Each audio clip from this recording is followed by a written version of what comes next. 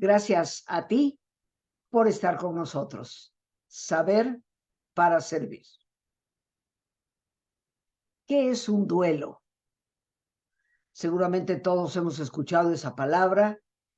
Inclusive es probable que muchos de nosotros hayamos ya pasado por la experiencia del duelo.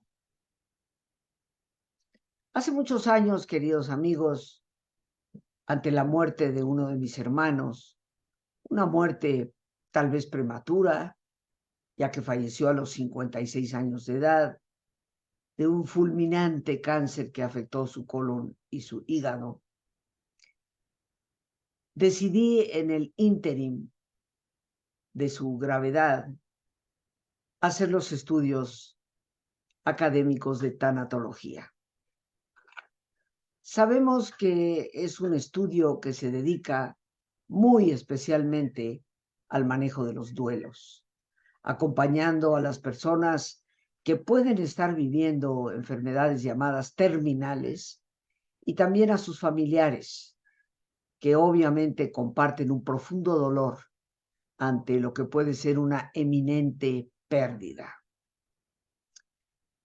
Para todos los seres humanos, las pérdidas siempre resultan dolorosas, sobre todo cuando nuestro afecto, nuestros valores, están involucrados precisamente con la situación de la pérdida misma. Dicho sea de otra manera, por el afecto que nos une a una persona que se va, o por el apego que a veces tenemos a un empleo que de repente se pierde, y por tantas otras razones por las cuales podemos padecer una pérdida, que va desde lo que se considera tal vez de las más devastadoras, cuando un ser querido fallece, hasta las pérdidas que se dan precisamente por un cambio en nuestra estabilidad económica, o bien por la muerte de una mascota. Siempre a lo largo del camino vamos a vivir situaciones de pérdida. Esto, queridos amigos, es ciertamente inevitable, porque la vida es pasajera, nadie está aquí para siempre, y eso todos lo sabemos, aunque a veces quisiéramos olvidarlo. Hoy, en que me he tomado la libertad de autoinvitarme, quiero compartir contigo qué es realmente un duelo. Como te decía, me dediqué a estudiar tanatología con el propósito de mejor acompañar a mi hermano en sus últimos meses de vida y mejor acompañar y darle apoyo a su familia, su esposa y sus hijos. Fue para mí realmente una bendición poder hacer eso. Y a partir de ahí, crear conceptos, ideas y todo un taller para poder acompañar a mis propios familiares en una pérdida tan severa y en cierto sentido tan inesperada por la edad que mi hermano tenía. Hoy empecemos por definir qué es en realidad un duelo. Y más que compartir contigo una definición de diccionario o una definición académica en los estudios, quiero compartir una definición que nace desde mi propia experiencia, desde la forma en que en algún momento, pues, me he dado por definir qué es lo que significa doler. Porque obviamente la palabra duelo está relacionada al dolor. Todos pasamos por un periodo doloroso cuando hemos tenido una pérdida. Y lo defino de la siguiente manera. El duelo es un proceso de equilibrio que va a permitir la adaptación y la superación de las pérdidas para poder renovar la vida. Esta definición que te reitero es como muy mía, muy personal, pues va un poco más allá de los esquemas tradicionales que nos hablan de lo que es el duelo.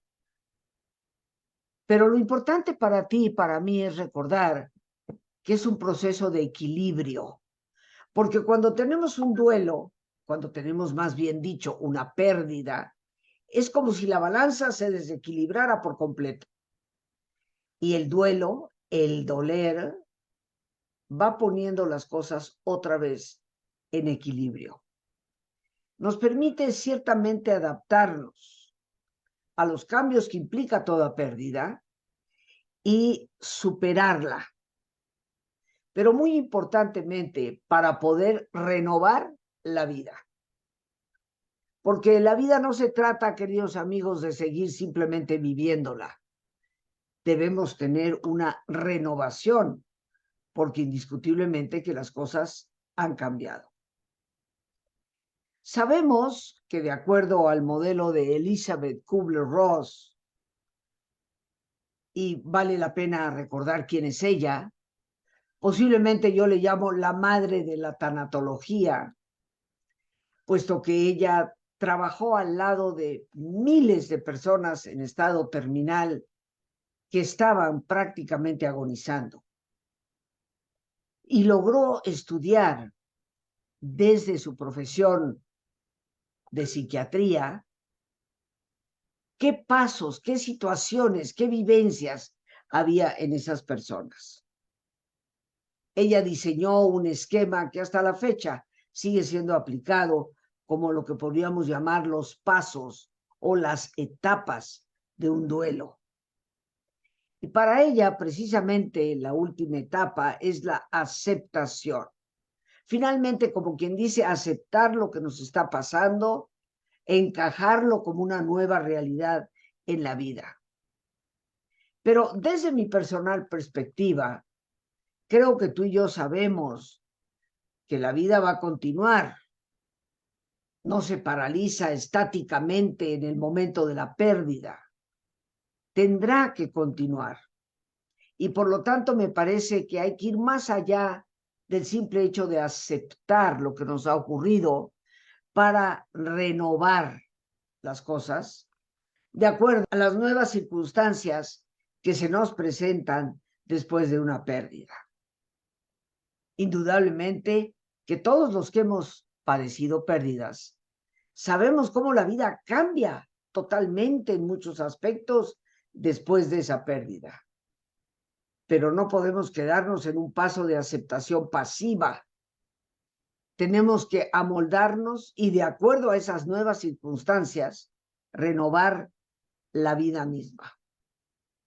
Por eso es que vamos a exponer aquí contigo un proceso de duelo que va a abarcar en algunas de sus etapas ciertos elementos que desde mi práctica terapéutica y desde la experiencia, obviamente, de tantos pacientes que he tenido a lo largo del tiempo el privilegio de acompañar y atender, hay entrepasos o entre etapas que son importantes y que tal vez no están consideradas en ese esquema primario que nos marcó Elizabeth Kubler-Ross.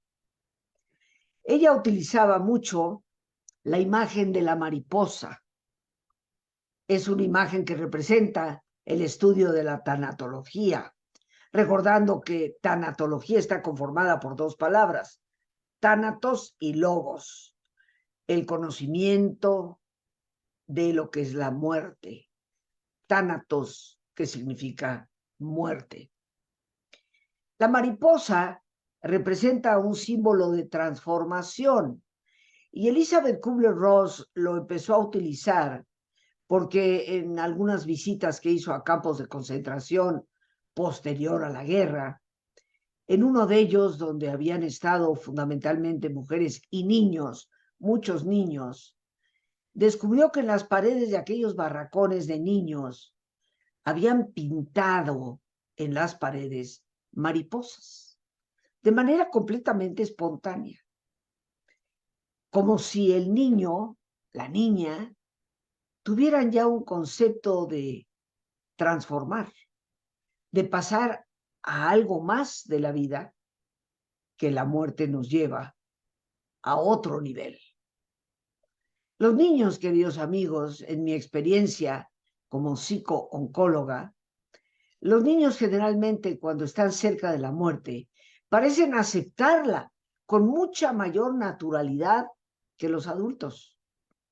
Y tal vez esa intuición que el niño puede tener o la niña de que ya va a haber una transición les llevó a utilizar la mariposa como un signo de libertad.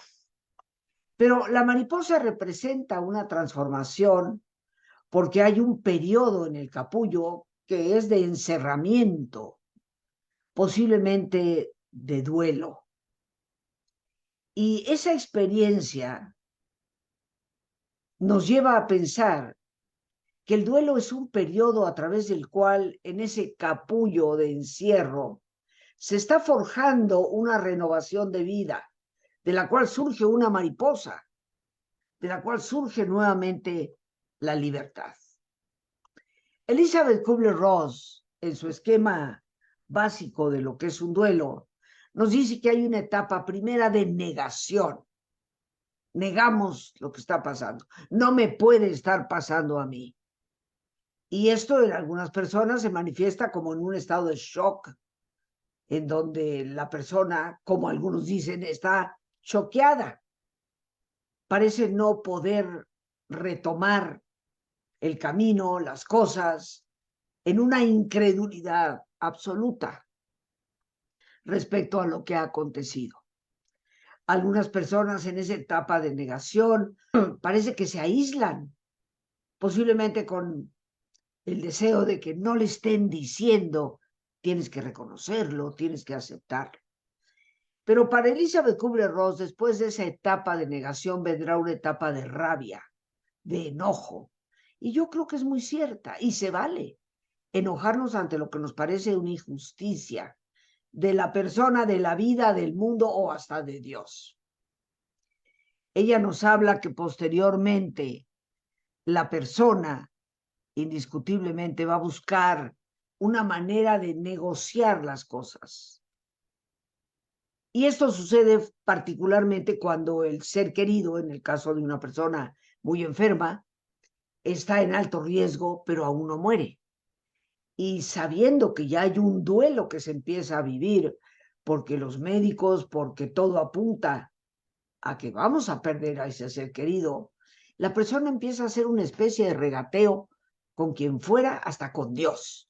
Mira, Diosito, que si tú le salvas la vida a mi hijo, a mi abuelita, yo te prometo que voy a ir a misa o te prometo hacer ciertas cosas o voy a dejar de beber o, en fin, todo tipo de negociación como si Dios fuera un comerciante. Pero es una descarga natural en la persona, buscar alternativas, pensando que con eso se va a lograr. Obviamente no es así. Dios no es comerciante y la vida cuando marca patrones, pues marca patrones. Viene una etapa posterior que Elizabeth Kubler-Ross dice es la depresión, y así la marca ella, como depresión, sobre la cual tendremos que transitar y con ello pasar un tiempo en esa situación, posiblemente buscando ayuda, apoyo, hasta que poco a poco la persona vaya superando ese estadio y logre llegar a la aceptación. Aceptar la realidad, conformarnos con ella y retomar el camino desde los cambios. Desde mi particular perspectiva, queridos amigos, me parece que ese esquema, excelente en algunas cosas, tenemos que convertirlo en algo no solo más flexible, sino en algo que incluya otros elementos importantes. No para todas las personas que transitan por un duelo se presentan todas las etapas. Por ejemplo, la negación. Hay personas que se aferran a una realidad que ya no existe, negando la realidad que es obvia ante sus propios ojos. Pero hay personas que nunca pasan por esa negación. Reconocen la realidad tal como es. O muchas veces, en el caso de otras, la rabia no está tan presente. Hay personas que caen en una especie de indiferencia, como que bueno, pues sí, pero pues tenía que suceder, no le demos más vueltas, pasemos ya a otra cosa. Y esa aparente indiferencia tan rápida después de una pérdida, no podríamos decir que es lo más sano. Hay personas que tampoco van a regatear, tienen un concepto muy claro de que Dios no es negociante y por lo tanto lo que hay que pedirle a Dios es fortaleza. Pero en la etapa de la depresión, queridos amigos, yo propongo que el nombre se le cambie y se llame simplemente tristeza. Porque llamarle depresión implicaría que es una etapa casi obligada de los procesos de duelo. Y en realidad no lo es. Hay muchísimas personas que están tristes, manifiestan su tristeza, pero no caen en depresión. Y creo que eso sería definitivamente lo más sano. Reconocer que estamos tristes, llorar nuestra pérdida, pero evitar por todos los medios dejarnos caer en estados depresivos, que nos van paralizando. Dejar de comer, dejar de dormir adecuadamente, ir abandonando los quehaceres que nos corresponden, porque como en muchas ocasiones seguramente ustedes me lo han escuchado, la depresión es como una araña que simplemente empieza a abordarnos y a tejer su tela hasta que nos paraliza por completo. No hay que permitirlo. Tristeza, sí. Depresión, no tiene forzosamente por qué haber. Pero adicionalmente dentro de este esquema, y aquí sí muy de acuerdo a la experiencia que yo he tenido como tanatóloga y persona que ha acompañado a cientos de personas con problemas terminales, hay una necesidad de perdonar para hacer que nuestros duelos se vivan más fácilmente. Generalmente nos reclamamos después de una pérdida a nosotros mismos y a los demás. Es que ese doctor fue un inútil, no supo lo que estaba haciendo, un irresponsable. Es que la enfermera se descuidó en el momento que no tendría que haberlo hecho. Es que mi jefe es un déspota y por eso perdí el empleo. O bien todos los hubieras. Es que si yo lo hubiera llevado al hospital a tiempo, es que si no lo hubiera llevado al hospital. Esta enorme cantidad de reclamos que le hacemos a las personas y que nos hacemos a nosotros mismos. No hay ninguna otra alternativa para superar esos reclamos más que con el perdón. Y por lo tanto, yo a nivel personal considero que el perdón debe de ser una etapa firmemente considerada en los procesos de duelo. En la medida en que somos capaces de perdonarnos y perdonar por los errores, la mala evaluación que muchas veces hemos hecho de las circunstancias, podemos ir pasando a la aceptación, pero que no es la etapa final. Desde la aceptación tenemos que restablecernos. Y esto significa, desde mi perspectiva, queridos amigos, que todos debemos tener la capacidad no solo para aceptar la experiencia que hemos vivido, sino renovar la vida, comprometernos a vivirla de una manera nueva. Yo estoy segura que los que se nos fueron es lo que más quisieran.